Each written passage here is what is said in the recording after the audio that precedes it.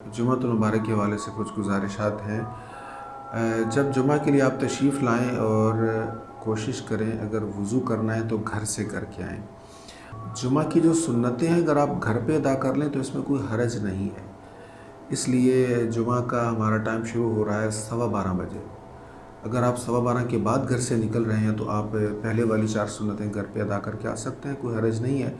इसी तरह जमात के बाद वाली सुन्नतें भी आप घर जाके अदा कर सकते हैं। आजकल आप जानते हैं मसाजिद में कारपेट्स वगैरह उठाए हुए हैं और फ़र्श पर नमाज़ पढ़ी जा रही है। अगर आपको फ़र्श पर नमाज़ पढ़ने में दिक्कत है तो जाए नमाज साथ ले आएँ। मस्जिद में बहुत सारी जगहें ऐसी हैं जहाँ पर लोगों के हाथ बहुत ज़्यादा लगते हैं, मसलन दरवाज़ों के हैंडल और दीवारें जो आम तौर पे हाथ की पहुँच पे होती, कोशिश करें वहाँ पे हाथ ना लगें। मस्जिद में जब हम आते हैं जुमा का इज्तिमा होता है, आइज़ा क़रबा कसीर तादाद में होते हैं और उनको देखकर फिर ज़ाहिर है मिलने को भी दिल करता है, मोहब्बतें जागती हैं। तो ऐसे में डॉक्टर हज़रात की जो प्रिकॉशंस हैं उनका ख़याल करें और ये ज़हन में रखें कि एहतियात करना तवक्कुल के ईमान के ख़िलाफ़ हरगिज़ नहीं है।